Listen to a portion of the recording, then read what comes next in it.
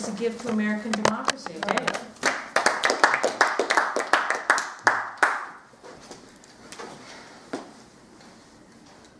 You must be thinking, David, have you lost your mind? How can you defend this person?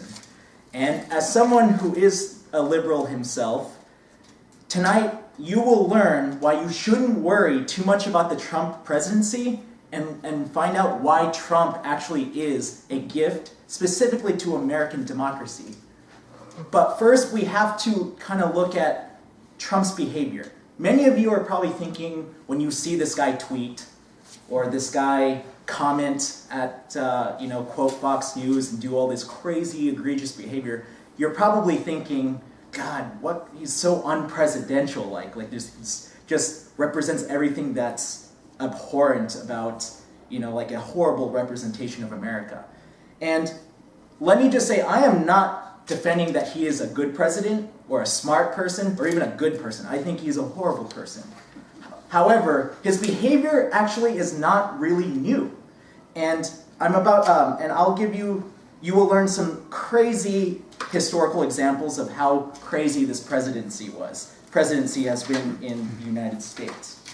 For example, when Thomas Jefferson and John Adams were running, Jefferson, think back to when Trump was first running and he would call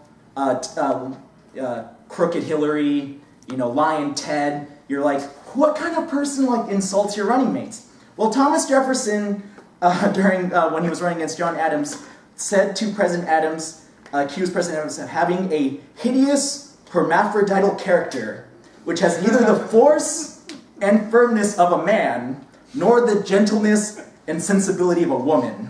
And Adams called him back a mean-spirited, low-lived fellow, the son of a half-breed Indian squaw, sired by a virgin mulatto father. And this kept going on, and even Martha Washington succumbed to the propaganda that she actually told one of her clergymen that Jefferson was one of the most detestable people of mankind. And you're probably thinking, what kind of president has rallies after he's won the presidency? Well, Andrew Jackson is also a populist. He was an unapologetic white supremacist and overturned a ton of progressive policies that John Quincy Adams had before, and for women's rights and race equality. And he actually held the largest party in front of the White House in the history of this country by offering free booze. And it drew over 20,000 people to just mob the White House lawn. And they weren't expecting so many people. They just ended up destroying a lot of the furniture and nice china and just wrecking the White House. And also, Andrew Jackson was participating in over 100 duels. He killed people that disagreed with him.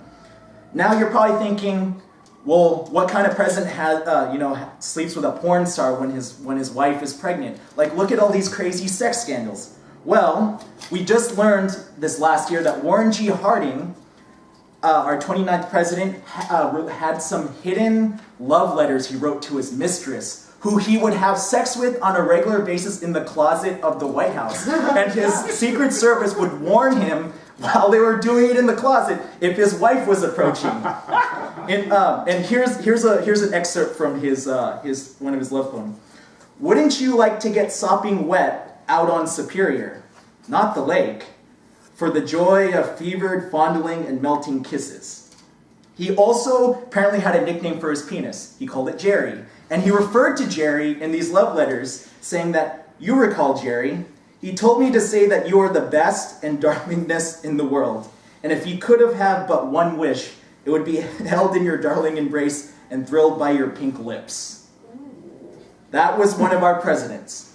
Now you're also probably thinking, well, Trump is referred to his penis and the size of his hands, and just makes extremely inappropriate terminology and just very unpresidential. Lyndon B. Johnson would literally have a dick measuring contest in the White House with people that disagreed with him on his policies. He also had a nickname for it. He called it Jumbo. And one of his advisors in his cabinet would say when he had to take a dump, he would not stop the meeting but invite his entire staff to go hold the meeting while he was taking a dump in the bathroom.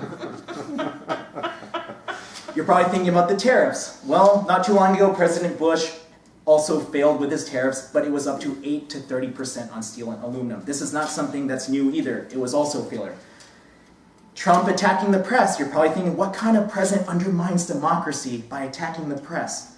Well, Richard Nixon literally told his chairman, Joint Chiefs of Staff, that the press is your enemy.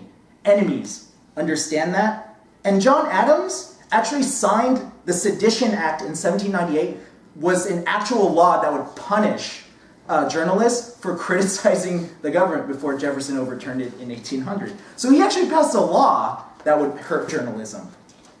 And one of my favorite ones, you're probably thinking about nuclear destruction. This guy is going to cause an existential crisis. Well, I'm going to share with you a little dialogue that Ronald Reagan had. Ronald Reagan was giving a speech to NPR in 1989, and to get ready, he had to do a microphone check. So he thought it would be hilarious to do a joke mic check that was this.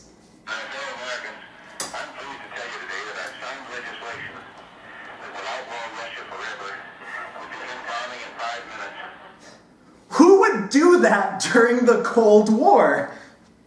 That, and as you found, and exactly what you would expect, it got leaked to the press, and the Russians almost pressed the button on us.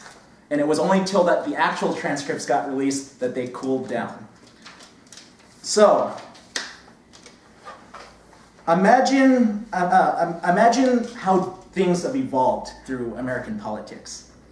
Just recently, President Xi Jinping just passed legislation to get rid of term limits. And President Putin just won a full election. We live in a very different kind of democracy. The fact that Trump cannot pass his agenda is proof that our institutions are strong and they work. Other countries don't get a second chance at this. The framers were ready for a President Trump.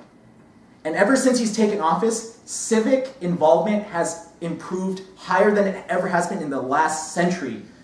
This last weekend, with the March for Our Lives in Washington, D.C., drew the largest protest in the history of the United States. And Google search results show that more people are wanting to learn how our government works.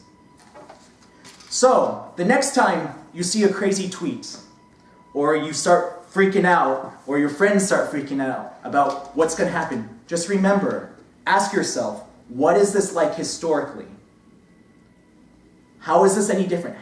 How have we overcome something like this before? Because even though this is just a rough patch, we will get through it, and we will be much stronger for it. Thank you. Thank you, James.